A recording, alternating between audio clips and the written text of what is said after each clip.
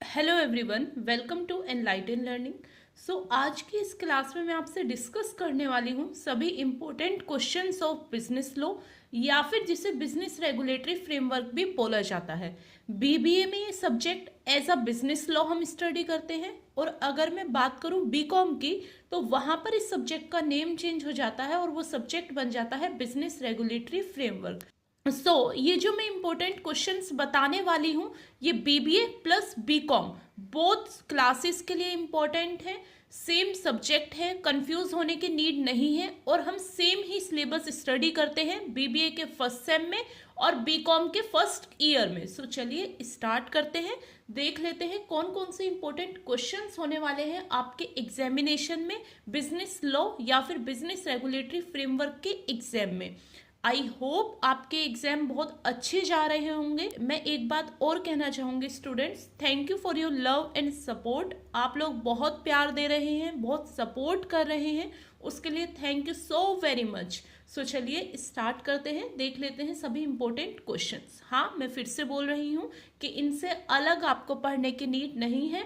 आप ये वीडियो देख के चले जाइएगा, एग्जाम से पहले इन क्वेश्चंस को रिवाइज कर लीजिएगा, ये आपका मोर देन इनफ होगा। दोबारा से मैं रिपीट कर रही हूँ, बिजनेस लॉ और business regulatory framework same subject है, बीकॉम और बीबीए का सेम सिलेबस है। चलिए स्टार्ट करते हैं।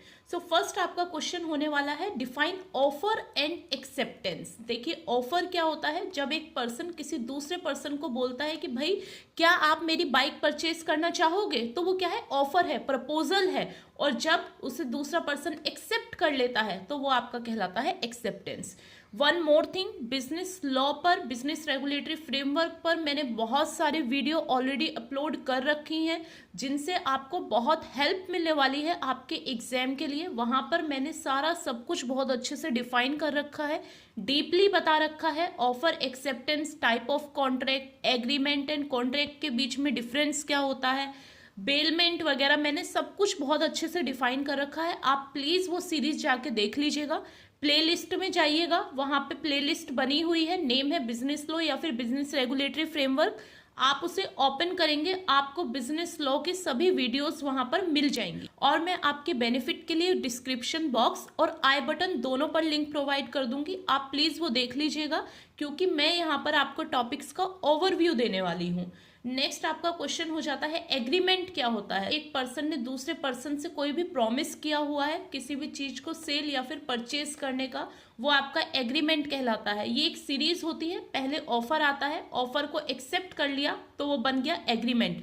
एग्रीमेंट में अगर कंसिडरेशन जुड़ जाता है तो वो बन जाता है आपका कॉन्ट्रैक्ट। कंसिडरेशन मीन्स एक पार्टी कुछ रिसीव करेगी तो सेकंड पार्टी भी कुछ ना कुछ रिसीव करनी चाहिए। फॉर एग्जांपल, एक पर्सन बाइक सेल कर रहा है तो उसे बाइक मिल रही है, दूसरे को उसके बदले में पैसा मिलेगा, और वो दोनों एक कॉन्ट्रैक्ट बनाएंगे। उसके पास में बाइक्स के पेपर होंगे और दूसरी पार्टी के पास में मनी होगी। ये आपका कहलाता है कंसिडरेशन।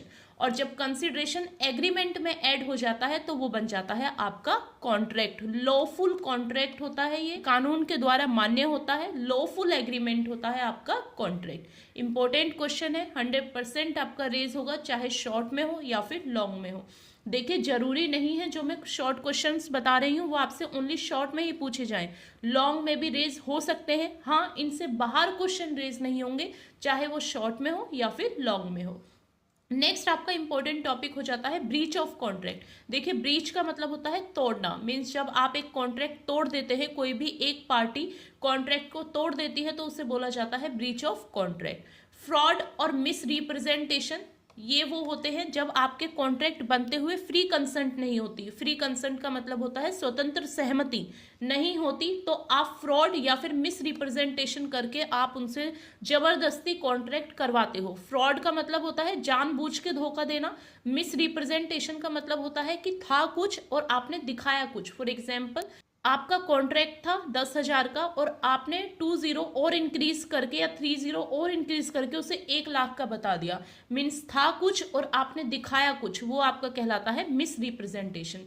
देखिए क्वेश्चन भी पार्ट हो जाता है आपका फ्री कंसेंट नहीं होता उसका, मैंने ऑलरेडी वीडियो प्रोवाइड कर रखी है। ये इंपॉर्टेंट टॉपिक है, प्लीज आप वो देख लीजिएगा। शॉर्ट में पूछ सकते हैं कि क्वेश्चन क्या होता है, उसका मीन्स होता है जबरदस्ती। मीन्स जब आप किसी से जबरदस्ती कॉन्ट्रैक्ट साइन कराते हैं उसे बोला जाता है कोएशन। फॉर एग्जाम्पल, किसी के बच्चे को किडनैप करके आप बंदूक की नोक पे कॉन्ट्रैक्ट साइन करा रहे हैं, वो आपका कोएशन कहलाता है। नेक्स्ट इंपॉर्टेंट क्वेश्चन हो जाता है आपका क्वासी कॉन्ट्रैक्ट। ये क्वेश्चन लॉन्ग में भी रेज हो सकता है। क्वासी कॉन्ट्रैक्ट आपका बनाया नहीं जाता, मीन्स ये कानून के द्वारा बनाया नहीं जाता, बट अपने आप बन जाता है। फॉर एग्जाम्पल, क्वासी कॉन्ट्रैक्ट बात करता है ग्राउंड ऑफ इक्विटी की, समानता की। देखिए 3 पर्सन्स होते हैं जो कि कॉन्ट्रैक्ट नहीं कर सकते। माइनर, जिसकी एज 18 ईयर्स से कम है, अनसाउंड माइंड जो कि मेंटली स्टेबल नहीं है, और डिस्क्वालीफाइड बाय लॉ मीन्स जिसको कानून की नज़रों में मना किया गया है कि आप इनसे कोई भी कॉन्ट्रैक्ट नहीं करेंगे। थीफ वगैरह होते हैं या फिर कोई ऐसे होते हैं जो कि घपला कर चुके हैं। तो ये 3 पर्सन होते हैं जिनके साथ अगर आप कॉन्ट्रैक्ट करते हैं तो वो लॉफुल नहीं होता, कोर्ट में उसकी कोई भी वैल्यू नहीं होती।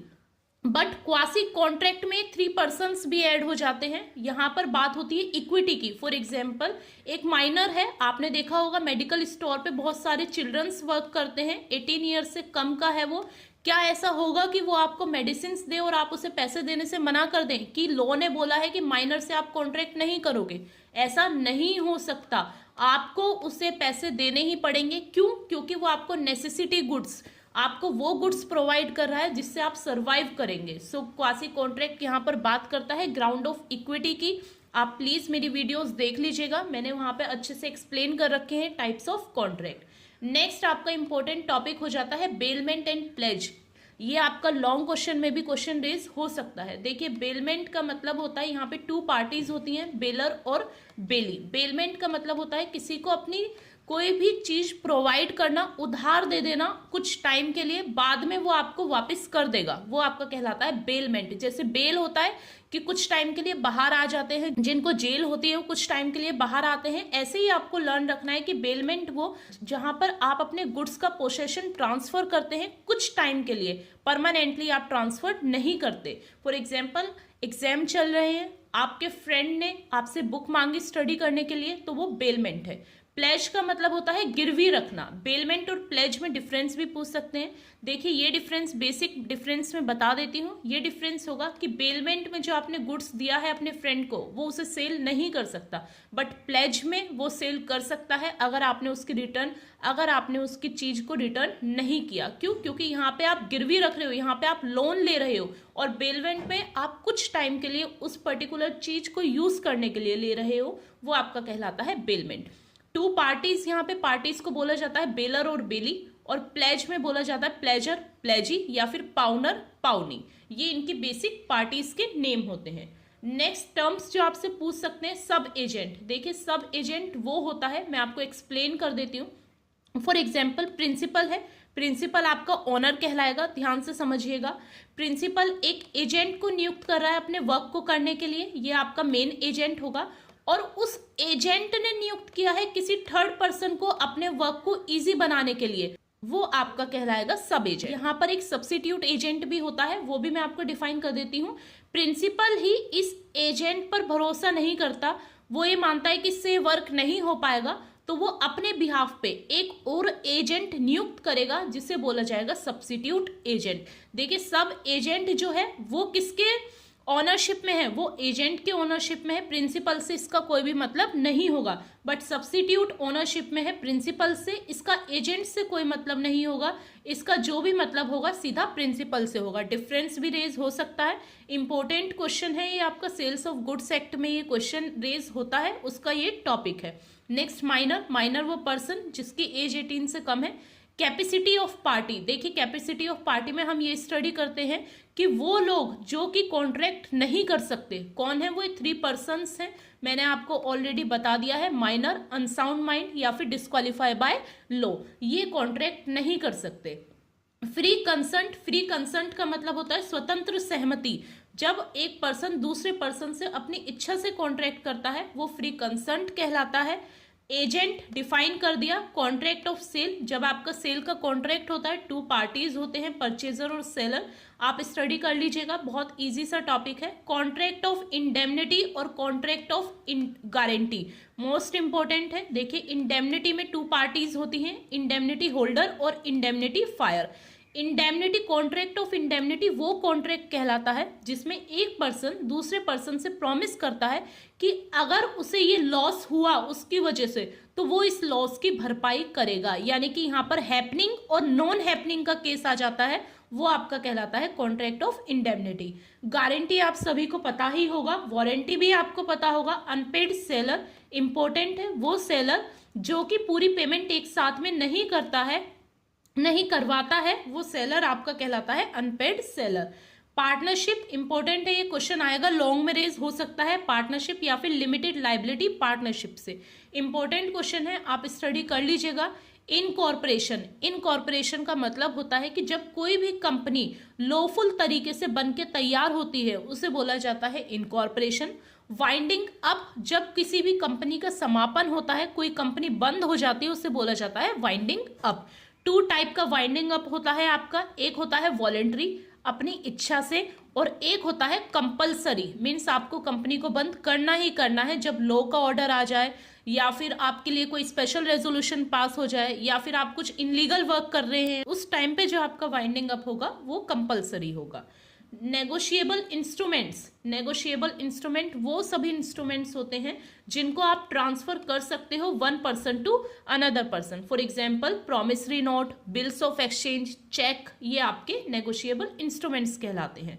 वही है, ये आपका नोट है प्रॉमिसरी नोट। मैंने ऑलरेडी इस पर वीडियो बनाई हुई है, आप प्लीज देख लीजिएगा। Bills of exchange and cheque, cheque का क्वेश्चन आपसे लॉन्ग में भी रेज हो सकता है, या क्वेश्चन आपसे पूछ सकते हैं नेगोशिएबल इंस्ट्रूमेंट्स क्या होता है, उन्हें डिफाइन कीजिए। तो आपको ये सारी चीजें ही डिफाइन करनी है। आप एक फॉर्मेट बनाए आएंगे चेक का कि चेक कुछ इस तरह से दिखता है। सो ये आपके बेसिक शॉर्ट क्वेश्चंस हो जाते हैं, इनसे अलग आपका कुछ भी नहीं आने वाला, ये मेरी आपसे गारंटी है, श्योरिटी है। चलिए अब लॉन्ग क्वेश्चंस देख लेते हैं जो कि इंपॉर्टेंट होंगे आपके एग्जाम के लिए। सो फर्स्ट लॉन्ग क्वेश्चन हो जाता है कि हर एक कॉन्ट्रैक्ट एग्रीमेंट होता है, बट हर एक एग्रीमेंट कॉन्ट्रैक्ट नहीं होता, इसे एक्सप्लेन कीजिए। देखिए मैंने पहले बताया आपको कि पहले ऑफर बनता है, ऑफर देते हैं आप, फिर एक्सेप्टेंस होती है, फिर एग्रीमेंट होता है, फिर कंसिडरेशन होता है, और फिर कॉन्ट्रैक्ट होता है। हर एक कॉन्ट्रैक्ट एग्रीमेंट होगा ही होगा, बट हर एक एग्रीमेंट कॉन्ट्रैक्ट हो ये जरूरी नहीं है। ये इंपॉर्टेंट क्वेश्चन है, पूछ सकते हैं आपसे। नेक्स्ट इंपॉर्टेंट क्वेश्चन हो जाता है कि एग्रीमेंट और कॉन्ट्रैक्ट क्या होता है, इनके बीच में डिफरेंस बताइए और टाइप्स बताइए। ये सभी टाइप्स होते हैं एग्रीमेंट और कॉन्ट्रैक्ट के, मैंने ये सभी टाइप्स डीपली एक्सप्लेन किए हुए हैं, आप प्लीज वो वीडियो देख लीजिएगा। मोस्ट इंपॉर्टेंट वीडियो है वो आपके एग्जाम के लिए। इन टाइप्स से आपसे शॉर्ट में भी क्वेश्चन रेज हो सकता है कि वैलिड एग्रीमेंट बताओ, वॉइड बताओ, वॉइडेबल बताओ, एक्सप्रेस बताओ, इम्प्लाइड बताओ, क्वासी कॉन्ट्रैक्ट बताओ, आपसे शॉर्ट में भी ये क्वेश्चन रेज हो सकता है। सो प्लीज आप वो वीडियो देख लीजिएगा। Important question, breach of contract बताओ, मीनिंग आपको मैं पहले ही बता चुकी हूँ। इसकी रेमेडीज बताओ कि अगर कोई कॉन्ट्रैक्ट तोड़ देता है तो दोनों पार्टीज को या फिर जिसको नुकसान हुआ है उसके लिए क्या क्या रेमेडीज हैं, वो कैसे भरपाई करेगा, वो आपका कहलाता है remedies. Next important question, pledge and bailment, rights and duty of bailor and bailee, pawnor and pawnee. Most important question है, शॉर्ट एंड लॉन्ग बोथ में रेस हो सकता है, सो आप स्टडी कर लीजिएगा। नेक्स्ट आपका कॉन्ट्रैक्ट ऑफ सेल से क्वेश्चन है, वही सब एजेंट, सब्सिट्यूट एजेंट, और इनके पोजीशंस बताइए प्रिंसिपल के लिए, एजेंट के लिए एंड सब एजेंट के लिए। मैंने ये टर्म्स आपको बहुत अच्छे से शॉर्ट क्वेश्चंस में डिफाइन कर दी हैं, आपको मीनिंग क्लियर हो गया होगा। आप प्लीज अपने नोट्स से इन्हें स्टडी कर लीजिएगा। नेक्स्ट आपका अनपेड सेलर का क्वेश्चन है, और आपका कंज्यूमर प्रोटेक्शन एक्ट 1986 का क्वेश्चन है। कंज्यूमर प्रोटेक्शन एक्ट का राइट्स ऑफ कंज्यूमर बताइए, कंज्यूमर के पास कौन कौन से अधिकार होते हैं। Right to hear, right to inform, right to educate, ये सभी राइट्स होते हैं एक कंज्यूमर के पास में as per consumer protection act 1986। आप स्टडी कर लीजिएगा एक बार, आ भी सकता है और नहीं भी आ सकता है, 50-50 चांसेस हैं इस क्वेश्चन के। इंपॉर्टेंट क्वेश्चन है नेक्स्ट, पार्टनरशिप क्या होती है डिफाइन कीजिए। एलएलपी बताइए, लिमिटेड लाइबिलिटी पार्टनरशिप। देखिए अगर आपको एग्जाम पॉइंट में कुछ याद ना आए तो जो भी फीचर्स कंपनी के मैंने स्टडी कराए हैं आपको कि कंपनी की लीगल सेपरेट एंटिटी होती है, कॉमन सील होता है, परपेचुअल सक्सेशन होता है, वही सभी फीचर्स एलएलपी के होते हैं। ये मैं आपको एग्जाम के लिए बता रही हूँ, आप उन्हें राइट कर सकते हैं एलएलपी में। इसी में ही आपका क्वेश्चन रेज हो सकता है कि वाइंडिंग अप कैसे होता है कंपनी का, वो बताइए। सो 2 टाइप्स होते हैं, voluntary and compulsory winding up के। नेक्स्ट इंपॉर्टेंट और लास्ट क्वेश्चन हो जाता है आपका नेगोशिएबल इंस्ट्रूमेंट से। नेगोशिएबल इंस्ट्रूमेंट वो इंस्ट्रूमेंट्स होते हैं जिन्हें एक पर्सन से दूसरे पर्सन पे ट्रांसफर किया जाता है। फॉर एग्जांपल चेक है, चेक एक पर्सन काट के दे रहा है किसके नाम पे, बैंक के, और बैंक उसे ट्रांसफर करेगा थर्ड पर्सन के। सो ये आपकी पार्टीज कहलाएंगी चेक की। सो चेक कहलाएगा आपका negotiable instrument. Promissory note, promissory note क्या होता है, एक पर्सन दूसरे पर्सन से प्रॉमिस करता है कि वो वो पर्टिकुलर डेट पे आपको गिवन अमाउंट ऑफ मनी का भुगतान कर देगा। उसमें सारा सब कुछ लिखा जाता है, एक स्टैंप के जैसा होता है एक प्रॉमिसरी नोट। यहाँ पे दोनों के सिग्नेचर होते हैं, नेम होता है, लिखा होता है कि भाई ये पर्सन इस पर्सन से प्रॉमिस कर रहा है कि वो गिवन टाइम पीरियड में गिवन पर्सन को इतने पैसों का भुगतान कर देगा। ये आपका प्रॉमिसरी नोट कहलाता है। Bills of exchange and cheque, इनकी पार्टीज आपको पढ़नी है। देखिए चेक से क्रॉसिंग ऑफ चेक का भी क्वेश्चन रेज हो सकता है। सो नेगोशिएबल इंस्ट्रूमेंट का क्वेश्चन आप अच्छे से रेडी कर लीजिएगा अपने एग्जाम के लिए। सो ये सभी लॉन्ग क्वेश्चंस थे आपके, जो कि आपके एग्जाम में रेज होंगे, डेफिनेटली होंगे। आपको पैनिक होने की नीड नहीं है, घबराने की नीड नहीं है। बहुत ही इजी सब्जेक्ट है ये बिजनेस लॉ या फिर business regulatory framework. One of the favourite subject है ये मेरा, काफी अच्छा सब्जेक्ट है। आप अच्छे से स्टडी कीजिएगा एंड हाँ, वो वीडियोस अच्छे से देख लीजिएगा जो इसमें मैंने सारी चीज़ें डीपली डिफाइन की हुई हैं बिजनेस लॉ या फिर बिजनेस रेगुलेटरी फ्रेमवर्क की। आई होप आपका एग्जाम बहुत अच्छा होगा। If you like this video then please do like, share and subscribe. Thank you for watching this video guys.